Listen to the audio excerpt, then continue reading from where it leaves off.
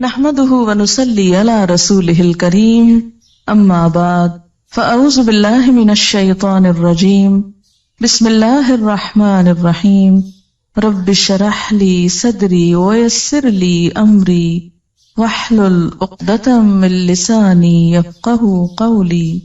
قرآن پاک کی یہ آیت جو ہے وہ بہت آیات پر بھاری ہے، جو اگر انسان سمجھ لے تو اس کے بہت سے اعمال کا قبلہ درست ہو جائے، اس کے حالات درست ہو جائیں۔ ہمارے ملک میں سب سے زیادہ اگر قرآن کا کوئی حصہ پڑھا جاتا ہے تو شاید وہ سورۃ یاسین ہو، لیکن اگر اس کی ایک آیت لوگ سمجھ لیں تو ان کی اصلاح کے لیے کافی ہو جائے۔ 41 دفعہ پڑھنے کی بجائے اگر صرف ایک دفعہ ایک آیت سمجھ لیں تو بہت سی اصلاح ہو جائے، بہت زیادہ فائدہ ہو جائے۔ اور وہ یہی آیت ہے کہ پہلی بات تو انسان یہ یاد رکھے کہ زندگی صرف یہ زندگی نہیں، اس کے بعد مرنا ہے، اور مرنے کے بعد پھر دوبارہ اٹھایا جانا۔ انا نحن نحیی الموتى، موتا کس کی جمع ہے؟ میت کی۔ ساری میتوں کو پھر اٹھائیں گے، سب مرنے والوں کو زندہ کریں گے، اور سب مرنے والے اپنے پیچھے جو آثار چھوڑ کے جا رہے ہیں اور زندگی میں جو کر کے جا رہے ہیں وہ سب بھی ہم لکھ رہے ہیں، اور ایسی کتاب میں لکھ رہے ہیں جو بالکل صاف ستھری واضح، جس کا ہر لفظ اور ہر لائن پڑھی جاتی ہے۔ یہاں پر جو اعمال نامہ ہے اس کی تھوڑی سی وضاحت ملتی ہے۔ اعمال نامہ مشتمل ہے دو چیزوں پر، نمبر 1 ما قدموا پر، اور نمبر 2 آثارہم پر۔ قدموا کیا ہے؟ جو ہم نے اب کیا، فرشتوں نے اس کو لکھ لیا۔ ہر روز انسان کا نامہ اعمال اللہ کے حضور اٹھتا ہے، چڑھتا ہے۔ فجر کی نماز اور عصر کی نماز میں فرشتے تبدیل ہوتے ہیں، جیسے کہ صحیح حدیث سے ہمیں پتہ چلتا ہے۔ جو کچھ انسان کرتا ہے وہ ساتھ لے جاتے ہیں، یا نہیں چھوڑ کے جاتے۔ دن بھر کی جو سیل ہوتی ہے، وہ جو کاروبار ہوتا ہے انسان کا، اس کی ساری رپورٹ لے جاتے ہیں اللہ کے حضور۔ یہ کمایا ہے تیرے بندے نے آج، یہ کیا ہو گیا؟ قدمو۔ وہ تو چلا گیا، لیکن کچھ چیزیں بعد میں بھی باقی رہتی۔ وہ دو طرح کی، ایک تو وقتی اثرات جو انسان کے اپنے مثلاً ہاتھوں کے نشان ہیں۔ آپ نے کوئی چیز پکڑی، مثلاً میں نے اگر اس کتاب کو پکڑا، اٹھایا، یہاں لائی، تو اس پر جو میرے ہاتھ لگے، فنگر پرنٹس لگی، جو نشان لگے، وہ سب بھی ریکارڈ ہوتے ہیں۔ یہ گواہی دیں گے قیامت کے دن۔ یہ کتابیں، مجھ کو پکڑتا تھا یہ شخص، مجھے کھولتا تھا، مجھے دیکھتا تھا۔ زمین پر جو چلتے ہیں تو قدم کے جو نشان ہوتے ہیں وہ بھی جمع ہوتے ہیں، جتنے قدم چل کے یہاں آپ پہنچی وہ بھی لکھ لیے گئے۔ پھر اسی طرح جس کمرے میں آپ بیٹھی ہوئی ہیں مثلاً اس وقت یا کسی اور وقت، وہاں بھی آپ کے اثرات رہ جاتے ہیں۔ اثرات کو سمجھنے کے لیے ایک چھوٹی سی مثال دوں گی۔ کبھی آپ نے فضا میں ایک طیارہ اڑتا ہوا دیکھا ہو جس کے پیچھے اس کا دھواں رہ جاتا؟ دیکھا ہے کبھی؟ وہ ایک جیٹ ہوتا ہے یا معلوم نہیں کیا ہوتا ہے، جب وہ گزرتا ہے تو پیچھے ایسے لکیر پڑ جاتی ہے جیسے وہ ایک پتلی سی لکیر ہو بادل کی، حالانکہ وہ کیا ہوتا ہے؟ دھواں۔ اچھا، اب آپ دیکھیے کہ زمین جس پہ ہم موجود ہیں، کیا یہ ایک جگہ رکھی ہوئی ہے؟ کہاں پر ہے یہ؟ کیا کر رہی ہے زمین؟ گھوم رہی۔ اس کی دوہری حرکت ہے، وہ سورج کے گرد گھوم رہی ہے اپنے سولر سسٹم کے اندر، پھر سورج بھی گھوم رہا ہے سارے سسٹم کو لے کے، کس کے گرد؟ گیلیکسی کے نیوکلس کے گرد۔ اب اس کو آپ تشبیہ دے دیں ایک طیارے سے، کہ ہم سب ایک جہاز پہ بیٹھے ہوئے اس وقت، زمین کے جہاز پر، اور یہ جہاز کائنات میں اڑ رہا ہے۔ آج یہاں تھا، کل وہاں ہے، پرسوں وہاں ہوگا، اور گھومتے گھومتے گھومتے کہاں سے کہاں پہنچ گیا۔ اچھا، زمین سورج کے گرد چکر کاٹتی، ٹھیک ہے؟ ایک سال میں زمین سورج کے گرد چکر لگاتے ہوئے 59 کروڑ میل سفر طے کرتی۔ گویا ہم سب اس زمین پہ بیٹھے ہوئے سال میں 59 کروڑ میل سفر کر چکے ہوتے ہیں، کائنات کا، خلا کا۔ جہاں جہاں سے وہ گزری، ہمارے اثرات فضا میں پرنٹ لگتے گئے، ہر جگہ لگ رہے ہیں۔ پوری فضا کے اندر ہمارے پرنٹس موجود ہیں، جو ہم زمین پہ کھڑے، بیٹھے، لیٹے، سوئے، جاگے، ہر جگہ لگا رہے ہیں آثار۔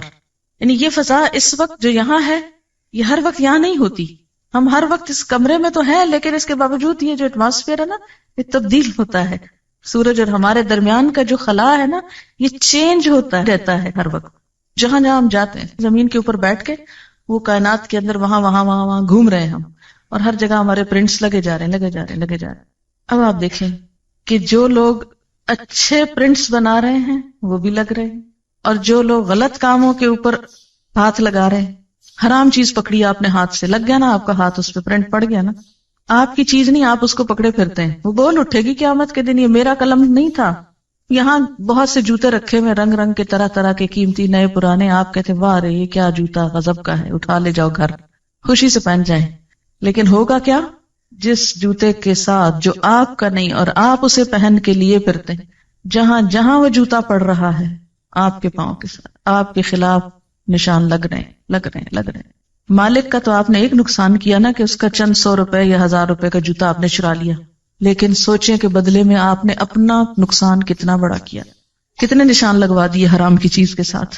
کوئی بھی چیز جو آپ کی نہیں کسی کی ہے، آپ نے لے رکھی ہے، قبضہ جما رکھا ہے، غصب کر رکھا ہے، آپ کے ہاتھوں کے نشان جو اس پر ہیں اور اس چیز کے نشان جو آپ پہ پڑے، قیامت کے دن یہ بول اٹھیں گی چیزیں.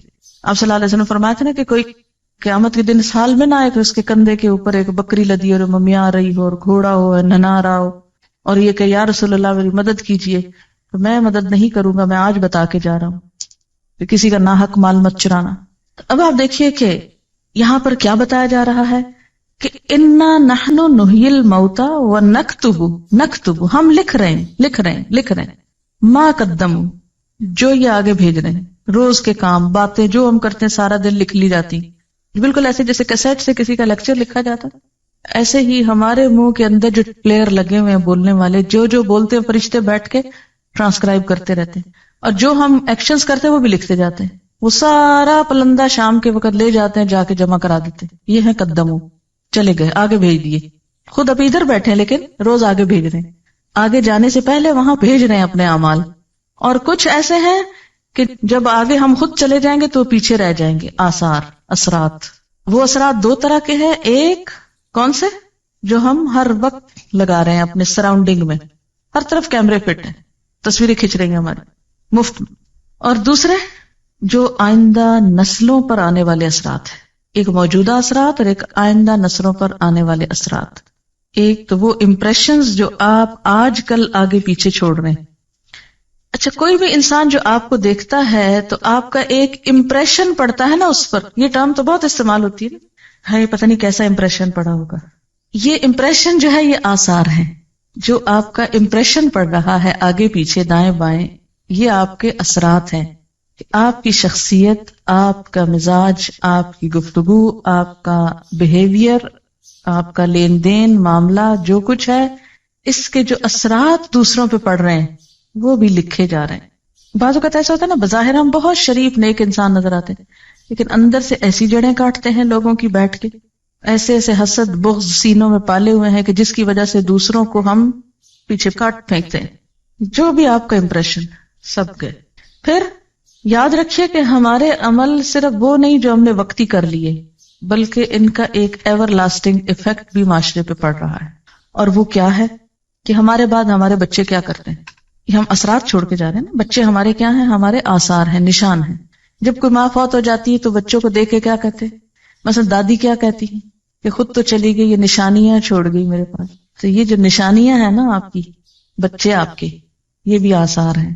پھر اسی طرح آپ کوئی کتاب لکھ گئے، اچھی یا بری جیسی بھی آپ چاہیں لکھیں، آپ کے مرنے کے بعد وہ رہ جاتی، وہ بھی آپ کے آثار ہیں.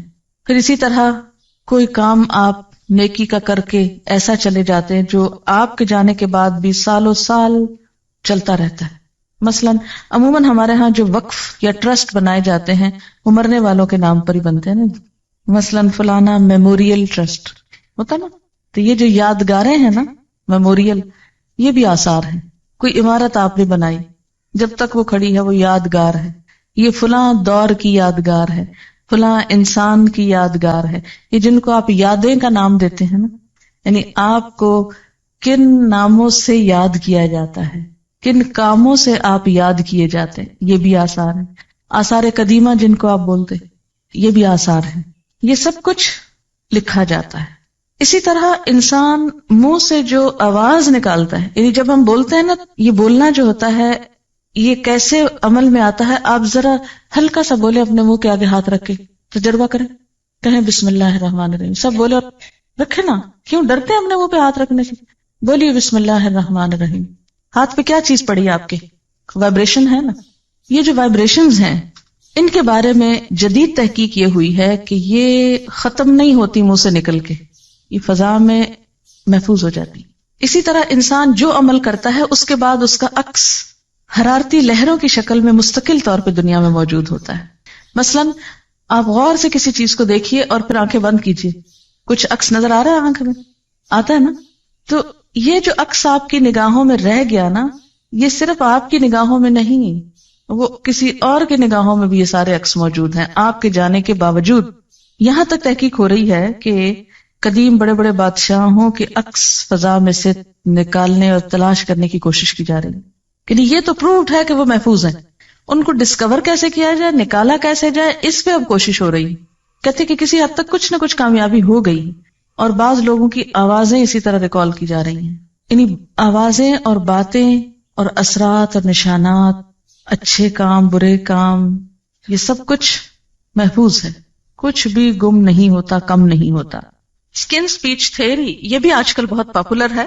سائنٹسٹ یہ کہتے ہیں کہ انسان کی گفتگو کے سب سے زیادہ بہترین ریکارڈرز خود اس کی اپنی اسکن میں موجود ہیں.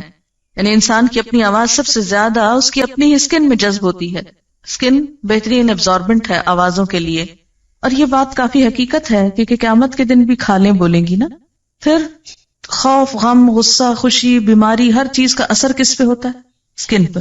کہتے ہیں کہ آواز بھی جذب کرتی ہے اسکن.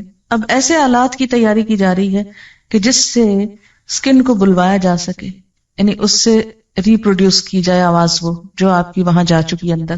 جیسے کسی کیسٹ پلیئر کے اندر ایک بٹن سے کیا ہوتا ہے, ریکارڈنگ ہوتی ہے. دو ساتھ ساتھ ہی ہوتے ہیں نا سرخ سفید, دونوں دبائیں تو ریکارڈنگ ہو گئی, ایک چلائیں تو کیا ہوا, ریورس کر کے پلے ہو گئی. تو اب وہ کہتے ہیں کہ ریکارڈنگ تو ہوئی بھی ہے یہاں ساری اندر. وہ آلہ ڈھونڈ رہے ہیں یا وہ چیز ایجاد کر رہے ہیں. کہتے ہیں کہ ایسا آلہ تو ایجاد ہو گیا کہ جو مجرم کے ساتھ لگا دیا جائے تو جب وہ جھوٹ بولتا ہے تو فوراً پتہ چل جاتا ہے, یعنی اس کی حرکت مختلف ہوتی ہے, سچ بولنے میں مختلف ہوتی ہے. تو جھوٹ سے جسم کے اندر جو ایک خوف پیدا ہوتا ہے, اس خوف کا ECG کی طرح پرنٹ لے آتا ہے اس کا. اب یہ اثرات تولے جائیں گے. آپ کی زندگی میں آپ کا امپریشن کیسے پڑا دوسرے لوگوں پر, وہ آپ کی وجہ سے دین کے کتنے قریب آئے اور دین سے کتنے بھاگ گئے, آپ کو دیکھ کر کتنے لوگوں کو خدا یاد آیا اور کتنوں کو شیطان یاد آیا, آپ کو دیکھ کر کتنے لوگ دین کی طرف آئے اور کتنے لوگ بہت دور چلے گئے. آپ کے ہاتھوں نے جو کچھ بنایا, جو کام کیے, جو آرٹ, جو اسکل, جو فن, جو ہنر, جس چیز میں آپ نے استعمال کیا, اس سے اللہ تعالیٰ کتنے راضی ہوئے اور کتنے اس کی ناراضگی کے کام ہوئے. آپ کی تحریر, آپ کی گفتگو سے کیا اثرات مرتب ہوئے, آئندہ نسلوں پر کیا اثر پڑا, سب آثار. وَكُلَّ شَيْءٍ, ہر چیز, ہر اب کون سی ہو گئی, ما قدموا بھی اور آثار بھی. احصیناہ, ہم نے اس کو گن رکھا ہے, گھیر رکھا ہے, شمار کر رکھا ہے. فی امام مبین, ایک کھلی کتاب میں. مبین کا ایک معنی روشن بھی ہوتا ہے نا, کہ نہیں؟ آج کل کا پیپر کاغذ ہی نہیں رہا, روشن اسکرین بھی ہو گئی ہے نا, لائٹ والی کمپیوٹر کی. امام مبین, مبین روشن. تو دنیا میں انسان نے خود ہی روشن شیٹ بنا لی ہے. اللہ کے ہاں تو معلوم نہیں اور کیا لیٹسٹ چیزیں ہوگی, کیونکہ جب وہ روشن ہوتی ہے نا وہ اسکرین, تو اس پر کچھ اور نظر آتا ہے. جب وہ ڈارک ہو جاتی ہے, روشنی ختم ہو جاتی ہے, تو لکھا ہوا بھی نظر نہیں آتا, سب کچھ چھپ جاتا ہے. اللہ کے ہاں انسان کے عمل آپ یوں سمجھیے کہ ایسے ہی سامنے ڈسپلے ہو جائیں گے جیسے کمپیوٹر کا سوئچ آن کرتے ہیں آپ اور زوم کر کے وہ سامنے روشن اسکرین آ جاتی ہے, اور پھر اس پر آپ جو چاہیں رنگا رنگ تصویریں لائیں اپنی, سب آتی جائیں گی. آپ کہیں بس کرو, بند کرو, اس کا سوئچ آف کرو, سوئچ نہیں آف ہوگا, سب ایکشن ریپلے ہو جائے گا. کل شیء احصیناہ, ہر چیز کو ہم لکھ رہے ہیں, ہر چیز چھوٹی ہو کے بڑی, گن گن کے نمبر رکھے ہوئے. ایک روشن سکرین پر سب لے آئیں گے سامنے. خود کیا کر کے آئے, پیچھے کیا چھوڑ کے آئے, کیا امپریشنز بٹھائے. بعض اوقات انسان خود تو بڑا نیک ہوتا ہے لیکن ایسے کام کرتا ہے کہ دوسروں کو دین سے نفرت دلاتا ہے. لوگ اس کی شکل سے خوف کھاتے ہیں اور اس کی وجہ سے دین سے دور بھاگ جاتے ہیں. سوچنا چاہیے کہ ہمارے آثار ایسے تو نہیں. صرف اتنا ہی فکر کافی نہیں کہ ہم خود نیک کام کر رہے ہیں, یہ فکر بھی ضروری ہے کہ ہمارا امپریشن کیا بیٹھ رہا ہے. صرف یہی نہیں کہ ہم اپنی زندگی میں اپنی صلاحیتوں اور مال کے ساتھ کیا کر رہے ہیں, یہ بھی سوچیں کہ مرنے کے بعد اپنے مال کو کہاں انویسٹ کر کے جا رہے ہیں, کس کے لیے چھوڑ کے جا رہے ہیں, کس کام کے لیے لگا کے جا رہے ہیں. صرف یہ نہیں کہ مرنے کے ساتھ ہمارا یہ دماغ ختم ہو جائے, بلکہ مرنے کے بعد ہم کو یہ ٹیلنٹ کیا فائدہ دے سکتا ہے، کہاں لگا کے جائیں کہ بعد میں پروفٹ آتا رہے، اور ایسا نہ ہو کہ ایسے غلط کام کر کے چھوڑ جائیں کہ اصل کو بھی ڈبو دے وہ. یعنی مثلاً آپ کی اپنی نمازیں پوری ہیں، روزے پورے ہیں، لیکن کچھ ایسے کام کر دیے ہیں کہ وہ سب کو دھو ڈالیں نماز اور روزوں کو.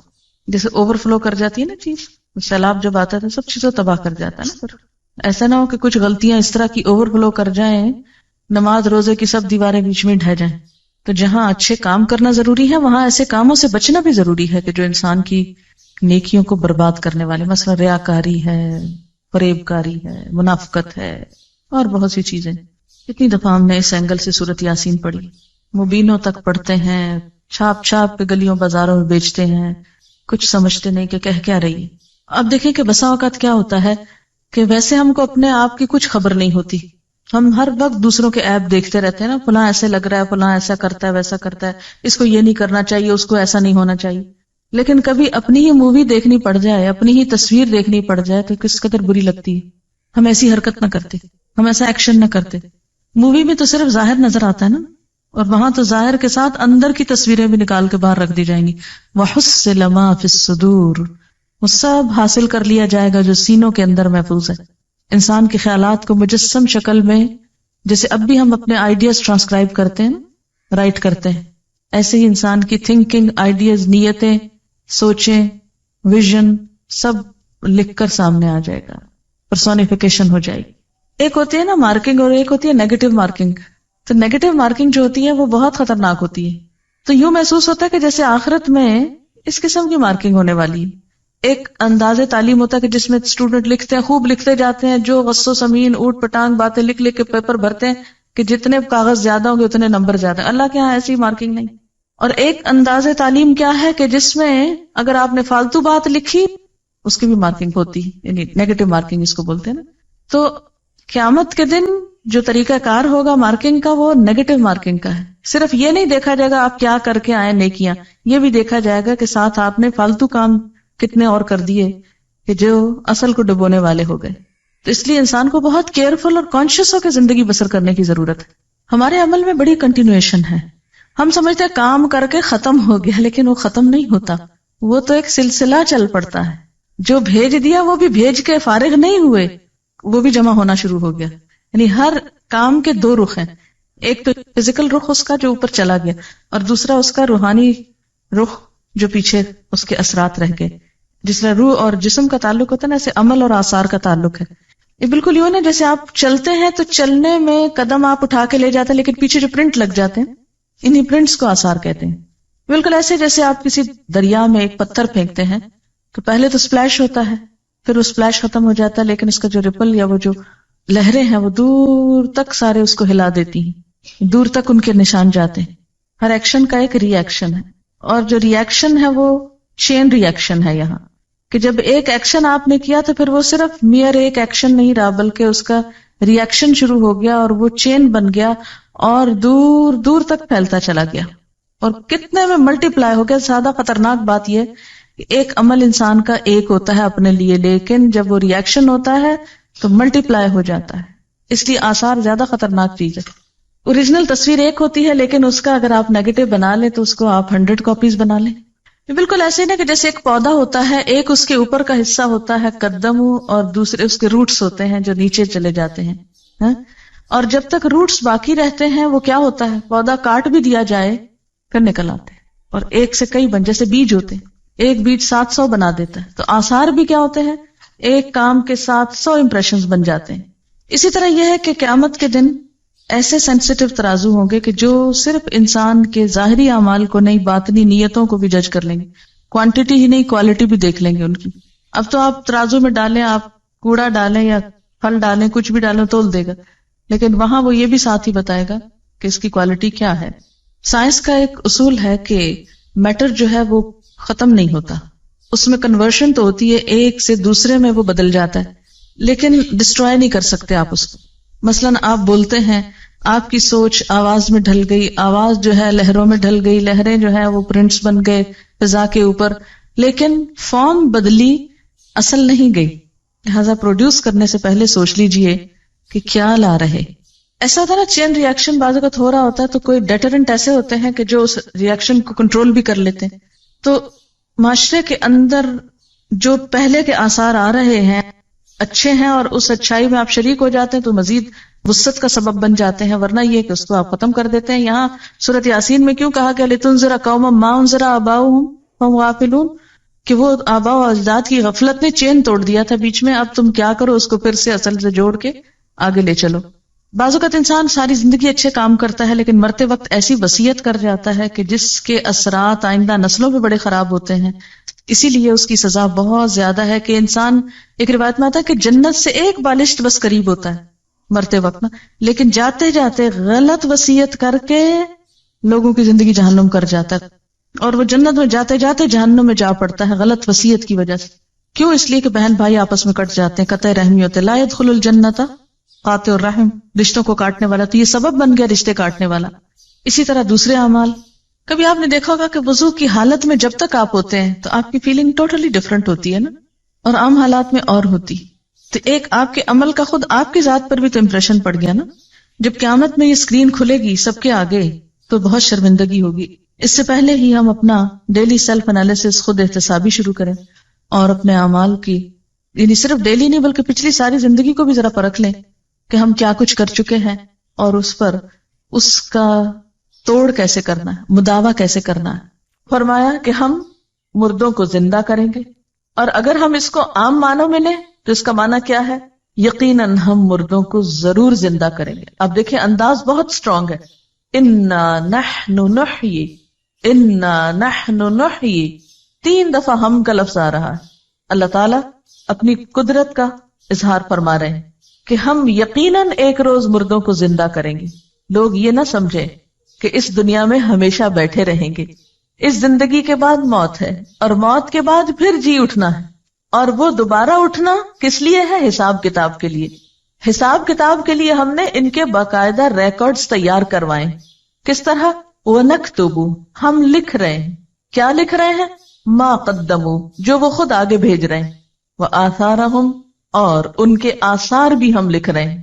اب یہ جو بات ہے کہ مَا قَدَّمُوا وَآثَارَهُمْ، تو مَا قَدَّمُوا میں وہ سارے اعمال شامل ہیں جو انسان اپنی زندگی میں کرتا ہے. ہمارا چلنا پھرنا، اٹھنا بیٹھنا، پڑھنا لکھنا، کھانا پینا، سونا جاگنا، ہنسنا رونا، سب کچھ جو بھی ہم کرتے ہیں. آپ چاہیں تو ایک دن کے سارے کام لکھ لیں، صبح سے شام تک اپنی ڈائری خود تیار کر لیں، تو دنیا میں ہی اپنا نامہ اعمال دیکھ لیں کہ ہم کیا کرتے ہیں. جتنی دفعہ ڈانٹ ڈپٹ کرتے ہیں، لڑتے جھگڑتے ہیں، چیختے چلاتے ہیں، جھوٹ بولتے ہیں یا سچ بولتے ہیں، جو بھی کرتے ہیں، صرف ایک دن کا پورا ریکارڈ تیار کر. تو اللہ تعالیٰ فرماتے وَنَكْتُبُ، ہم لکھ رہے ہیں. تم لکھو یا نہ لکھو، تم اپنی ڈائری لکھو یا نہ لکھو، تم یاد رکھو یا نہ رکھو، تم ریکارڈ رکھو یا نہ رکھو، ہم لکھ رہے ہیں، ہم ریکارڈ تیار کرا رہے ہیں. کس چیز کا؟ مَا قَدَّمُوا، جو وہ خود آگے بھیج رہے ہیں، جو اس زندگی میں کر رہے ہیں. جیسا کہ سورۃ القیامہ میں آتا ہے يُنَبَّأُ الْإِنسَانُ يَوْمَئِذٍ بِمَا قَدَّمَ وَأَخَّرَ، اس روز انسان کو اس کا سب اگلا پچھلا کیا کرایا سب کچھ بتا دیا جائے گا. وَآثَارَهُمْ، اور ان کے آثار بھی لکھ رہے ہیں. آثار کا لفظ جو ہے یہ اثر سے نکلا ہے. اثر کہتے ہیں قدموں کے نشان کو. اثر کا لفظی معنی کیا ہے؟ پاؤں کا نشان. جب انسان کہیں چل کے جاتا ہے تو اس کے پیچھے جو فٹ پرنٹس اس کے ہوتے ہیں اس کو اثر بولتے ہیں. تو مراد اس سے کیا ہے کہ انسان اپنی زندگی میں جو کچھ کرتا ہے وہ بھی لکھا جاتا ہے، اور اس کیے کا جو اثر باقی رہتا ہے، جو اس کا امپریشن بنتا ہے وہ بھی لکھا جاتا ہے. اثر کا ایک معنی امپریشنز بھی آپ لکھ سکتے ہیں کہ ہمارے جو امپریشنز بنتے ہیں وہ بھی لکھے جاتے ہیں. اب یہ آثار یا امپریشنز 2 طرح کے ہوتے ہیں.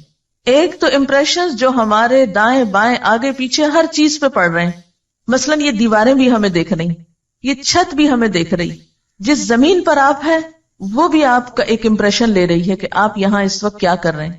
آپ باہر کھلی فضا میں نکلتے ہیں، جو بھی کوئی آپ کو دیکھتا ہے، ہاں کوئی راہ گزرتا ہوا آپ کو دیکھتا ہے تو آپ سے ایک امپریشن لے کے گزرتا ہے، وہ بھی لکھ لیا جاتا ہے. اب یہ جو امپریشنز ہیں چاروں طرف در و دیوار کے اوپر چھپنے والے، ہر طرف دائیں بائیں آگے پیچھے اوپر نیچے گویا مووی کیمراز لگے ہوئے ہیں، 24 گھنٹے تصویریں کھنچ رہی، کہیں چلے جائیں پیچھے پیچھے ہے یہ فوٹوگرافر، ہر جگہ مووی بن رہی، ہر چیز اثر قبول کر رہی. ان کو آثار کہتے ہیں. ایک تو نا جو ہم کر رہے ہیں تو یہ فرشتے لکھ رہے ہیں، جیسے قرآن پاک میں آتا نا وَإِن كُلُّ نَفْسٍ لَمَّا عَلَيْهَا حَافِظٌ، کوئی شخص ایسا نہیں کہ جس پر کوئی نگران نہ ہو. تو گویا نمبر 1 اللہ تعالیٰ خود نگرانی فرما رہے ہیں. نمبر 2 ان علیکم لحافظین کرامن کاتبین، یقیناً تم پر حفاظت کرنے والے یعنی نگران بیٹھے ہوئے ہیں، کرامن کاتبین معزز کاتب ہیں. جیسا کہ سورۃ قاف میں آتا ہے ما یلفظ من قول الا لدیہ رقیب عتید، کوئی لفظ اس کی زبان سے نہیں نکلتا مگر یہ کہ ایک حاضر تیار شخص لکھنے کو بیٹھا ہوتا. دائیں بائیں 2 فرشتے دن رات بیٹھے ہوئے لکھ رہے ہیں. ایک تو یہ لکھائی ہو رہی ہے، یہ ایک اعمال نامہ ہے، اور ایک در و دیوار جو امپریشنز لے رہے ہیں، یہ جو تصویریں بن رہی ہیں چاروں طرف ہر وقت کی، ایک تو یہ ہے.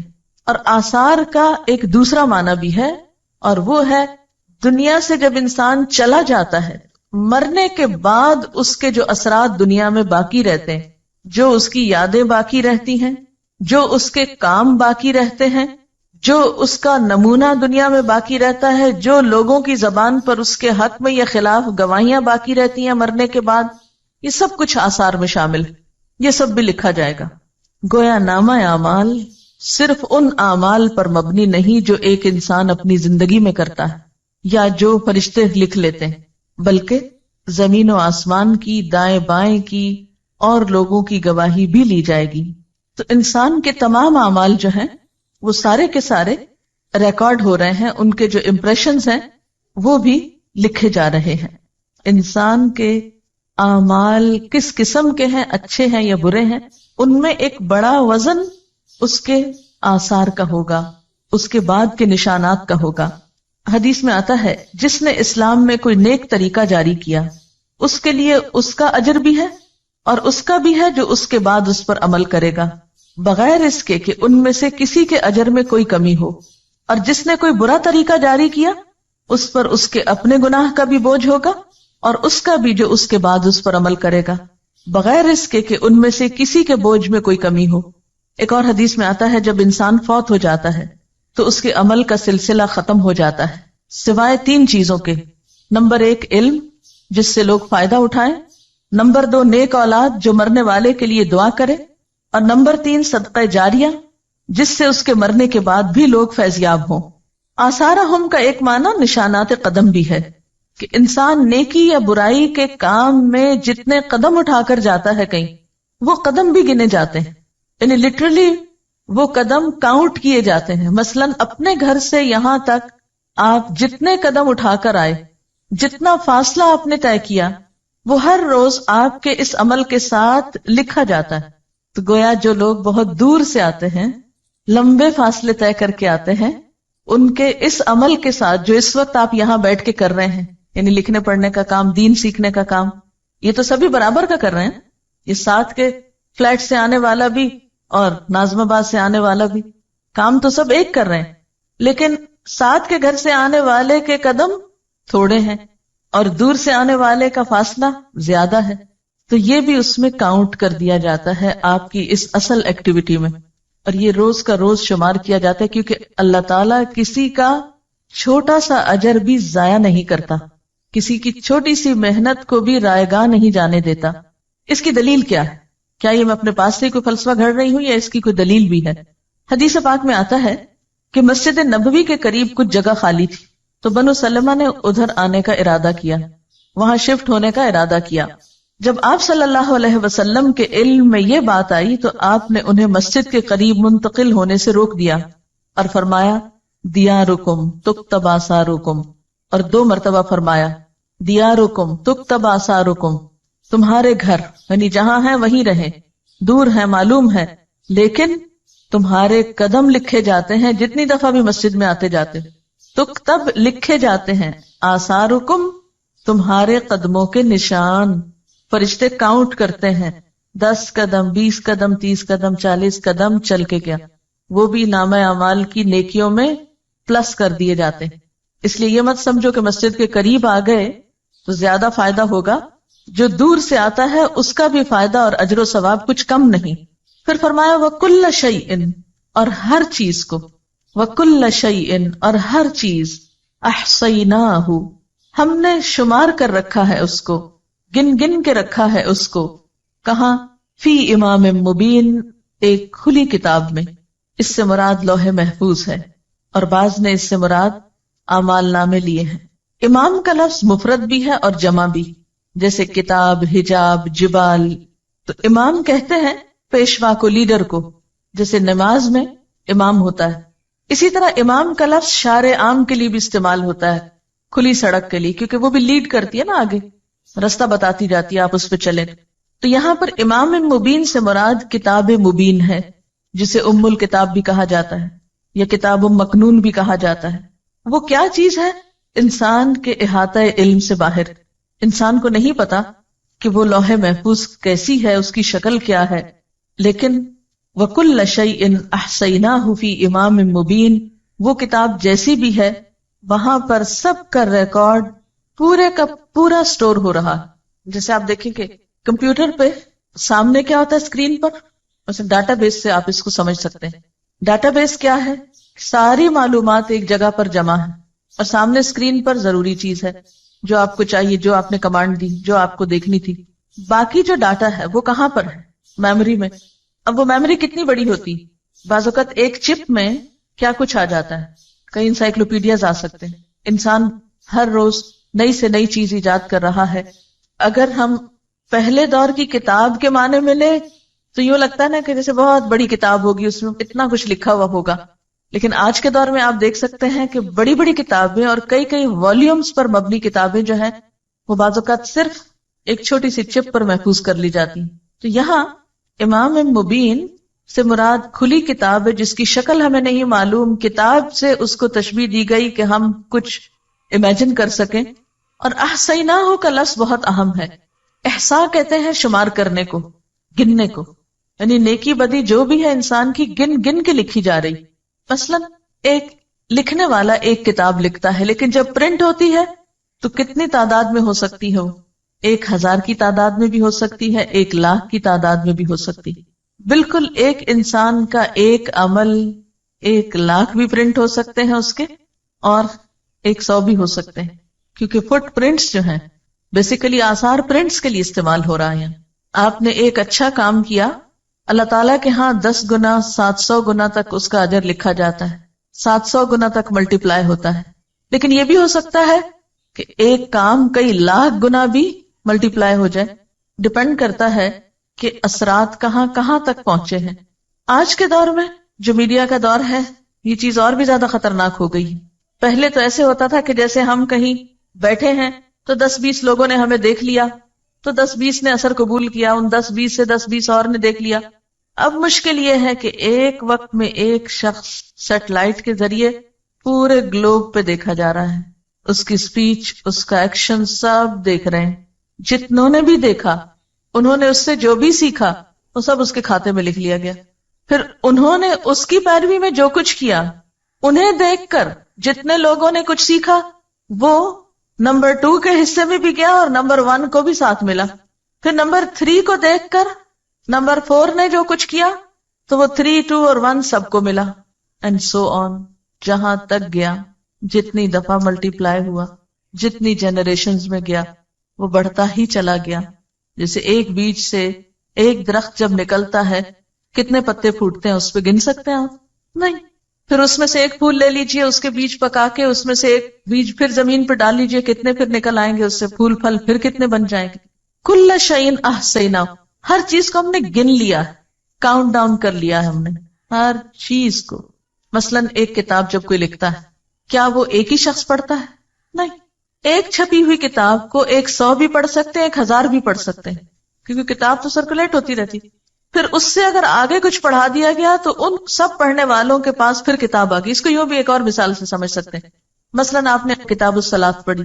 اب ہوا کیا تھا، میں کتاب الصلاۃ ہی کی کہانی بتاتی ہوں کہ میں لاہور گئی کسی کام سے، تو میری عادت ہوتی ہے کہ میں کسی کے بھی گھر جاؤں یا کہیں بھی تو کتابوں پہ ایک نظر عموماً ڈالتی ہوں. کوشش میری ہوتی ہے کہ مجھے صرف نئے ٹائٹلز پتہ چل جائیں اور کیا ہے مارکیٹ میں.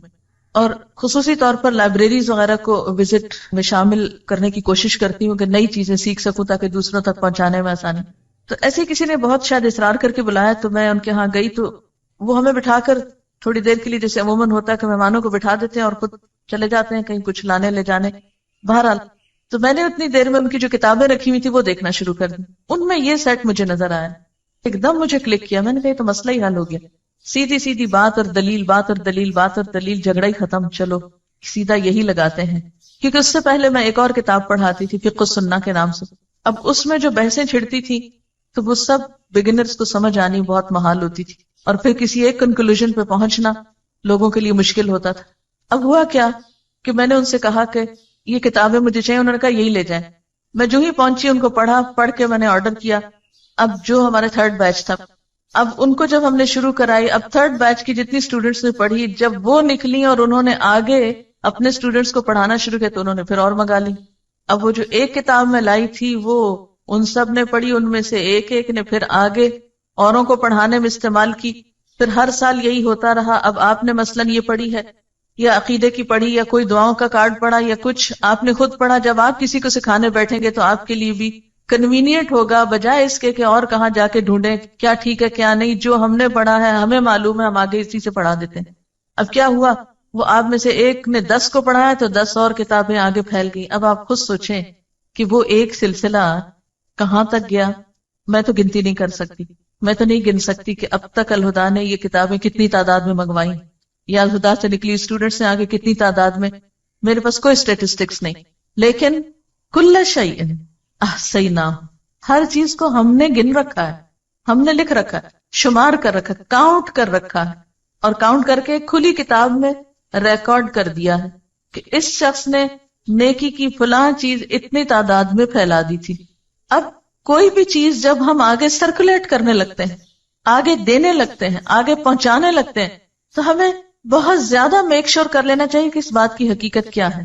ایسا نہ ہو غلط بات پہنچا دیں اور پھر وہ ایسی پھیلے کہ ہمارے اصل اعمال تو بےچارے کہیں نیچے ہی جا دبے اور وہ سارا اوپر چھا جائے. اسی لیے سنی سنائی باتیں آگے نہیں پہنچانی چاہیے. کسی انسان کے جھوٹا ہونے کے لیے اتنا ہی کافی ہے کہ ہر سنی سنائی بات کو آگے پہنچا دے. اس سے کیا ہوتا ہے, جھوٹ پھیل جاتا ہے, کسی شخص کی عزت برباد ہوتی ہے. سکینڈلز عام طور پہ معاشرے میں کیسے پھیلتے ہیں, سکینڈلز کے منتشر ہونے کی کیا وجہ ہوتی ہے, کیونکہ لوگوں کو بھی جھوٹی خبریں سننا پسند ہوتی ہیں. اس لیے زندگی بہت ہی احتیاط سے سوچ سمجھ کے گزارنے کی چیز ہے. اسی کا نام تقویٰ ہے. پھونک پھونک کے قدم رکھنے کا نام تقویٰ ہے. حضرت عمر رضی اللہ تعالیٰ عنہ نے جب کعب بن احبار سے پوچھا تھا کہ تقویٰ کیا ہے, تو انہوں نے کہا کبھی کسی کانٹے والے جنگل سے گزرے ہو؟ کہا ہاں گزرا ہوں. پوچھا کیسے گزرے؟ کہا اپنے آپ کو سمیٹ کے دامن بچا کے کہ کسی چیز سے الجھ کر دامن نہ پھاڑ بیٹھوں.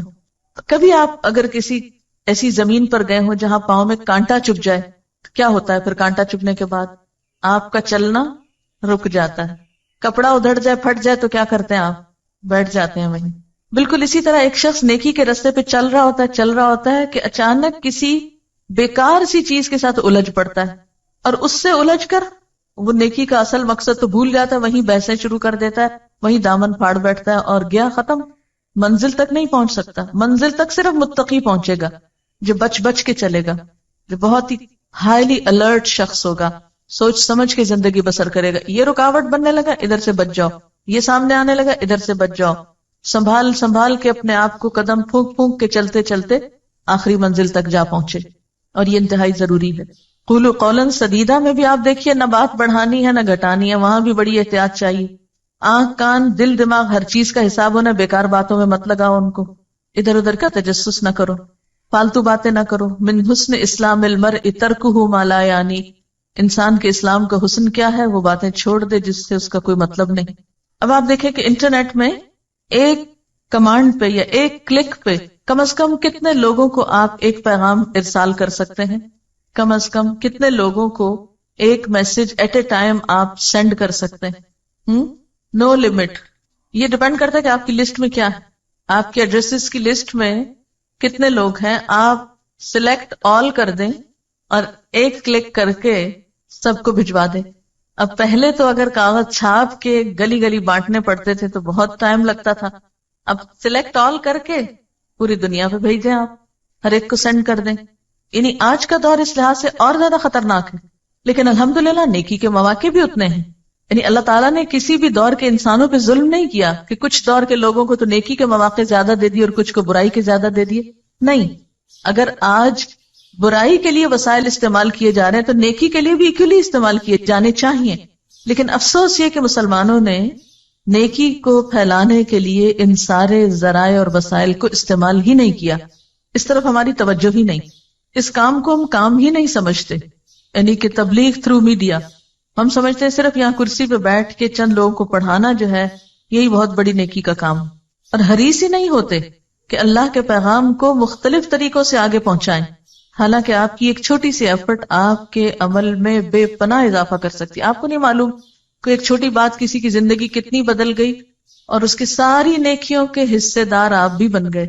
جو بھی اچھے کام اب وہ کرے گا اس میں آپ کا حصہ بھی اتنا ہی ہے جتنا اس کا، اور اس کے اجر میں کچھ کمی نہ کی جائے گی.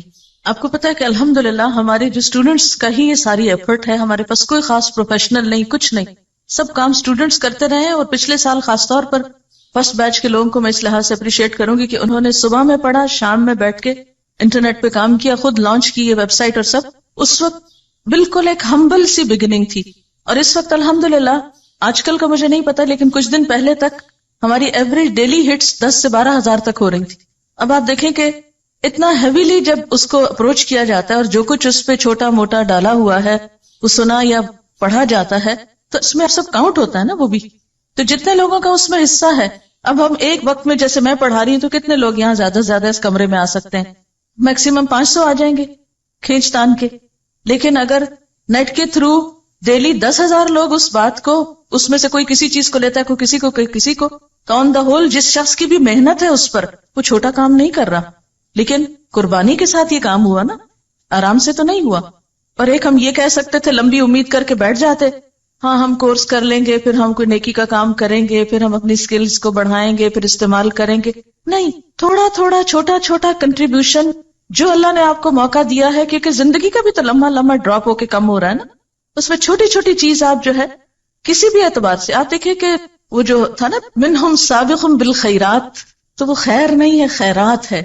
اللہ تعالیٰ نے آپ کے اندر ایسی صلاحیت رکھی ہے کہ بیک وقت آپ ایک نہیں کئی نیکیاں کما سکتے ہیں. کمنٹر: اس آیت کو پڑھ کر مجھے ایسا لگا کہ اللہ نے مجھے آئینہ دکھا دیا، اپنی حقیقت کو دیکھو. آج تک دنیاوی معاملات کے لیے امپریشن کی کیسی کیسی فکر تھی، لیکن آخرت میں پڑھنے والے امپریشن کی کبھی فکر ہی نہیں کی. وہ مارکس جو اللہ نے مجھے دینے ہیں میں ان کی فکر ہی نہیں کرتی. یہ سوچا ہی نہیں کہ ان کی چیکنگ کتنی سخت ہوگی. کاش یہ احساس سب میں جاگ جائے تاکہ ہم اپنے اعمال کو کرنے سے پہلے ہی پرکھ لیں کہ ان کا درجہ کس جگہ پر ہوگا. ایسے لگتا ہے جیسے اللہ تعالیٰ قیامت کے دن ایسی مووی چلائیں گے کہ جس میں کسی قسم کی کوئی ایڈیٹنگ نہیں ہو. ایک اور کمنٹ ہے: سب سے بہترین اثر جو ہم زمین پہ چھوڑ سکتے ہیں وہ سجدوں کے نشان ہیں.